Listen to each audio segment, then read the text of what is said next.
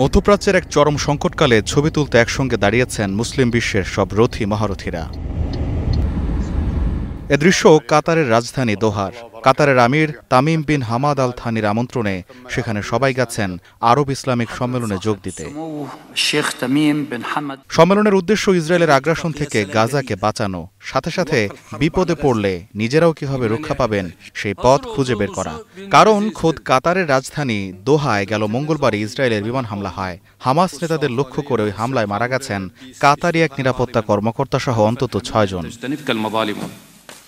সম্মেলনের শুরুতেই নিজের বক্তব্যে কাতারের আমির হামলার নিন্দা জানিয়ে একে কাপুরুষোচিত আখ্যা দিয়েছেন। বলেছেন, ইসরায়েল যদি বন্দীদের মুক্ত করতেই চায় তাহলে যাদের সঙ্গে আলোচনা হবে তাদেরকেই কেন হত্যা করতে চায়। ইসরায়েল যদি হামাসের রাজনৈতিক নেতৃত্বকে হত্যার পরিকল্পনায় করে তাহলে আমাদের সঙ্গে আবার আলোচনা করছে কেন? এমন হলে আমরা কিভাবে আমাদের দেশে ইসরায়েলি প্রতিনিধি দলকে আলোচনার জন্য গ্রহণ করব, যখন সেই দলের প্রতিনিধি দল পাঠানো লোকেরাই আমাদের দেশে বোমা মারার পরিকল্পনা করছে?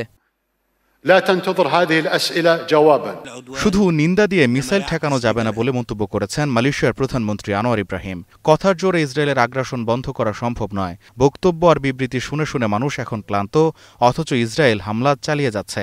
ভবিষ্যৎ প্রজন্ম একদিন জানতে চাইবে, আমরা কি তখন সাহস দেখাতে পেরেছিলাম?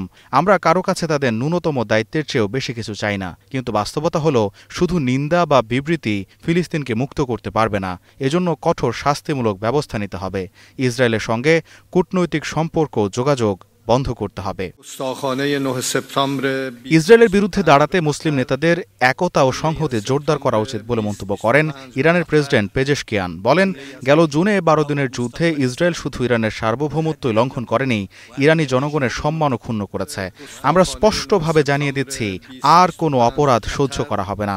গাজায় যা ঘটছে কিংবা বৈরুতে বা ইয়েমেনে যা ঘটছে, আমরা তার বিরুদ্ধে আর নীরব থাকব না বলেও হুঁশিয়ারি দেন পেজেশকিয়ান। লেবাননের প্রেসিডেন্ট জোসেফ আউন বলেছেন, মুসলিম উম্মার কোনো ভাইয়ের উপর হামলা পুরো জাতির উপর হামলা শামিল। দোহার উপর যে হামলা তারা করেছে তার আসল লক্ষ্য কেবল একটি শহর নয়, বরং তা সংলাপের মাধ্যমে শান্তিপূর্ণ সমাধানের পথকে বন্ধ করা। স্বাধীন ফিলিস্তিন রাষ্ট্র প্রতিষ্ঠার দাবি জানিয়ে ফিলিস্তিনের প্রেসিডেন্ট মাহমুদ আব্বাস বলেন, আন্তর্জাতিক সম্প্রদায়কে এগিয়ে আসতে হবে, ইসরায়েলকে তার অপরাধের জবাবদিহি করতে হবে। যখন এই সম্মেলনে ইসরায়েলকে প্রতিরোধের পথ খুঁজছেন মুসলিম নেতারা, তখন অব্যাহত হামলায় গাজায় ঝরছে একের পর এক প্রাণ। এই সম্মেলন আর মুসলিম বিশ্বের একতা আসলে গাজাকে কতটা স্বস্তি এনে দিতে পারবে তা সময়ই দেখাবে, মত বিশ্লেষকদের। গোলাম কিবরিয়া, স্টার নিউজ।